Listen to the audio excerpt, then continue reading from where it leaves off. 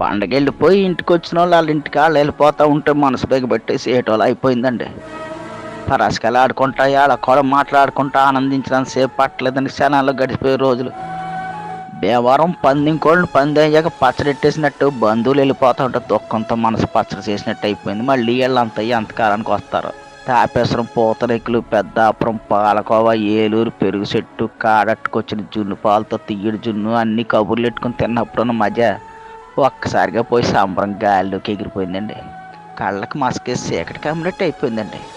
ఇప్పుడిప్పుడే దిగుతున్న మామిడి పిందులతో మెంతి బదులు ఎడితే పిల్లలకి తీసుకుంటా కంచాల మీద కలపడ్డారు. ఇవన్నీ రుచి కుదరడం వల్ల అనుకున్నాం, కానీ చుట్టాలతో వచ్చిన పిల్లలతో జత కట్టిన సరదా వాళ్ళని నిజం తెలియలేదండి.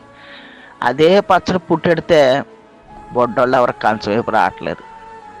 చాలా కాలం తర్వాత వచ్చిన ఆడబిడ్డలు కళ్ళ నీళ్ళు ఎట్టుకుంటూ ఇంటికి వెళ్ళేటప్పుడు కాళ్ళకి దండాలు ఎడతా ఉంటే లోపలికి ఎక్కేసినట్టు అనిపించిందండి. ఏం చేస్తామండి, ఎవరి సంసారాలు వాళ్ళవి.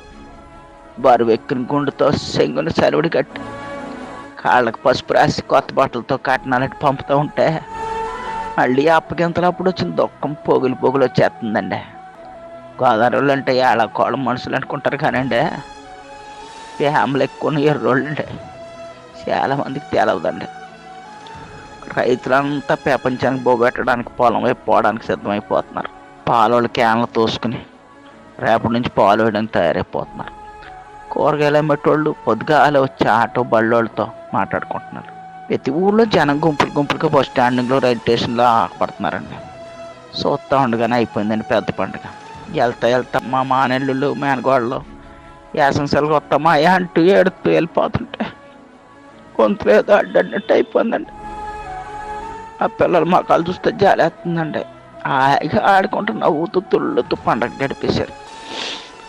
రేపటి నుంచి మళ్ళీ మామూలే అనుకుంటాం కానండి, సంబరం ఒకేసారి ఇల్లులో వచ్చేస్తే అది పోయేటప్పుడు పుట్టిన దుఃఖం కూడా ఇస్తుందండి. క్షణంలో గోదావరి చూడాలంటే మీరు రాజమండ్రి వెళ్ళక్కలద్దండి. మనుషులు కళ్ళు చూస్తే చాలండి, ప్రతి మనుషులో 3 గోదావరి కనిపిస్తాయి. 2 కళ్ళు 2 పాయలు, మనసులో అక్కడ గోదావరి. ఎంత బాధ వచ్చినా తప్పదు కదండి. రోజులు గడాలంటే మళ్ళీ అందరూ ఎవరి పనిలో కళ్ళు వచ్చేయాలి. ఉంటానండి. దేవుడు మనందరికీ మంచి అని కోరుకుంటాం.